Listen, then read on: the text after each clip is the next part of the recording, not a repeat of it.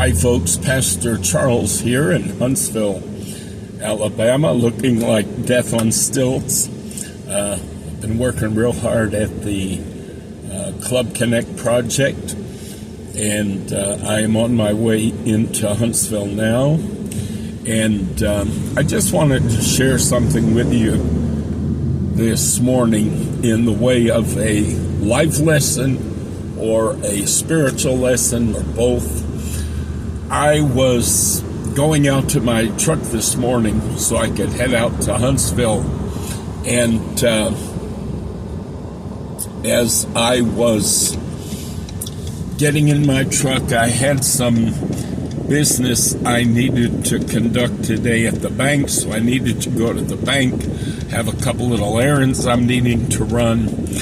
And as I'm getting in my truck and getting ready to leave my driveway, I noticed that there is an older lady outside mowing or beginning to mow our neighbor's front lawn, and she's using a push mower.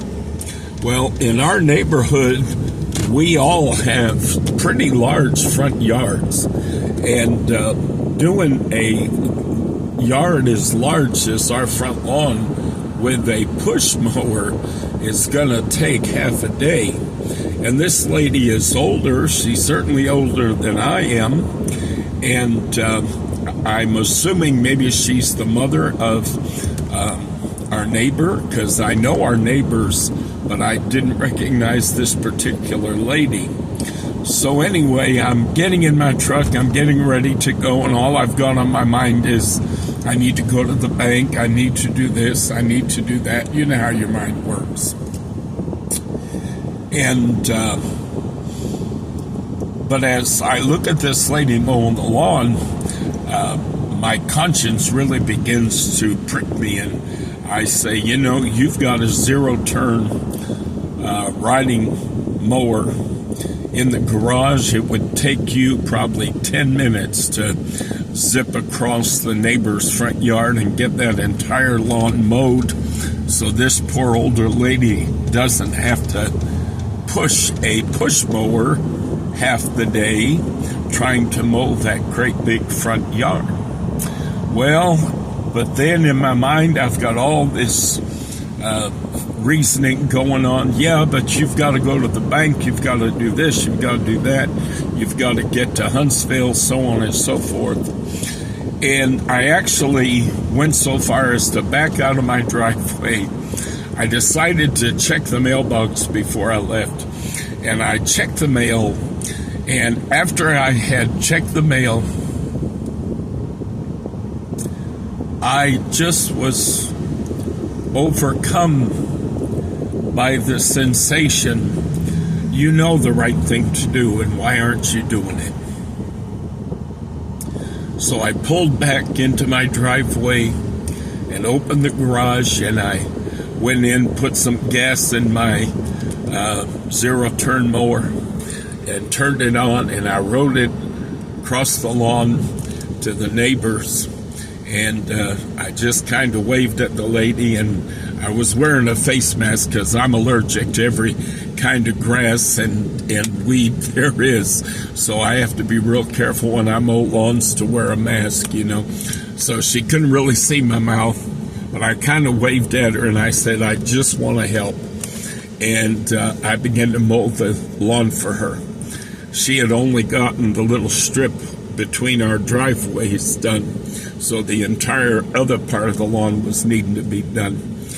Folks, it took me maybe 10 or 15 minutes at best to zip through her lawn and get that all done.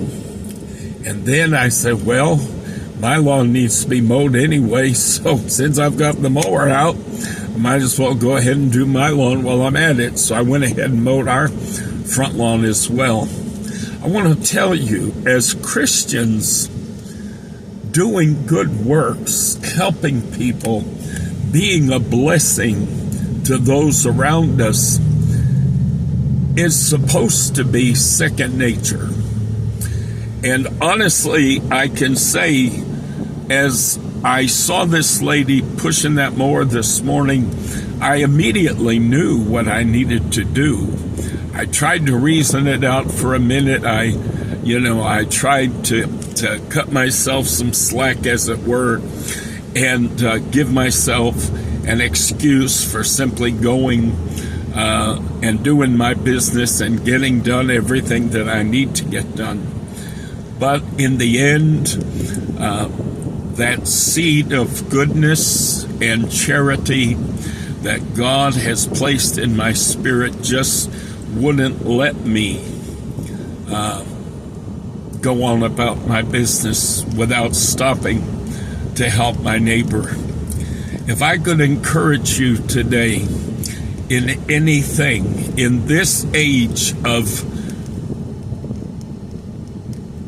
counterfeit Christianity, in this era of fake Christianity, people calling themselves Christians, identifying as Christians, but not behaving as Christians, not loving, being charitable, being merciful, being kind, being generous, being helpful. Let that seed of goodness, let the Spirit of God rise up in your soul and encourage you every day in every situation to stop and take a moment and be a blessing and be a help to somebody. Our world needs this today.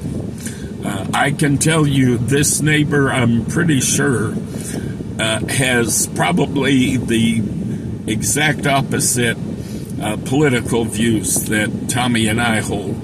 But that doesn't matter. In the end, as I like to say, the way to receive blessing is to be a blessing. God has promised, give and it shall be given unto you, pressed down, shaken together, running over, shall men give unto your bosom.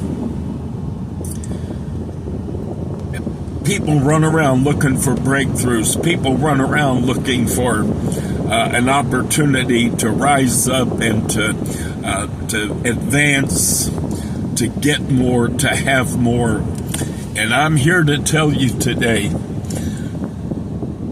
the best way to achieve that success that you're seeking, the best way to attain that blessing that you're striving to lay hold of, is to be a blessing. So I encourage you today, go out and be a blessing. Till we see you again, God bless you in Jesus' name is my prayer.